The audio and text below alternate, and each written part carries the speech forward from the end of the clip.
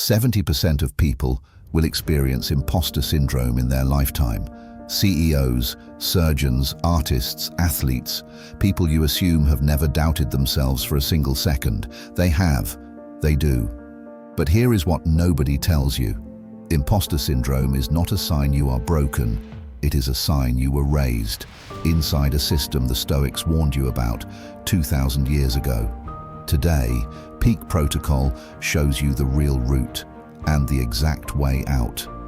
Imposter syndrome does not begin in the boardroom. It begins in childhood, the first time you received praise for the outcome instead of the effort.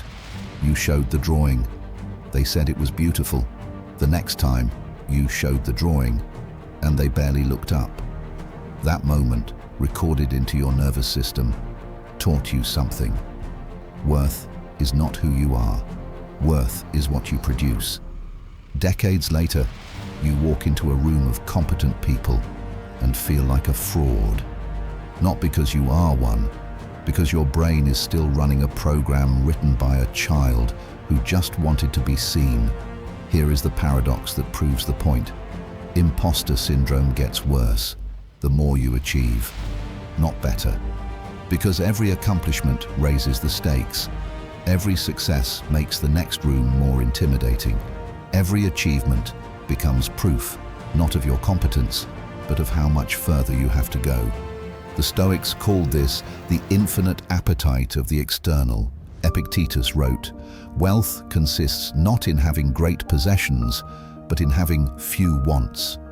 The same is true of validation. If your worth requires outside proof, it will never be full.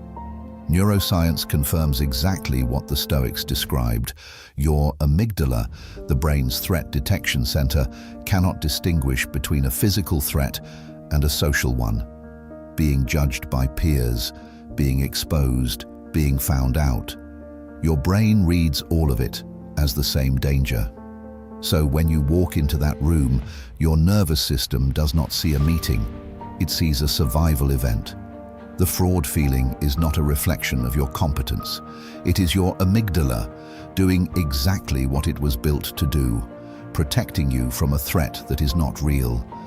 Marcus Aurelius commanded the largest army on earth, and his private journal, which was never meant to be published, is filled with the same fear. Am I enough? Am I the right person? Will I be exposed? This is the Emperor of Rome. His answer was not to fight the feeling, it was to redirect it. He wrote, "The impediment to action advances action. What stands in the way becomes the way." The Stoics did not try to erase doubt, they used it. Doubt became the signal that they were standing at the edge of growth, not the edge of fraud. Here is the Peak Protocol, 3 disciplines. First, separate the signal. Imposter syndrome is not a lie your brain is telling you. It is an alarm, marking the boundary of your comfort zone.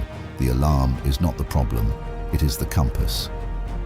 Second, audit the evidence. Sit down, write what you have actually done, not what you feel, what you have done. The Stoics kept journals for this exact reason, not for reflection, for evidence. Third, choose the action. You do not need to feel ready, you need to move. The feeling follows the action, not the other way around. Imposter syndrome is not evidence that you do not belong. It is evidence that you are standing exactly where growth begins. The Stoics did not call it imposter syndrome, they called it the obstacle. That becomes the way.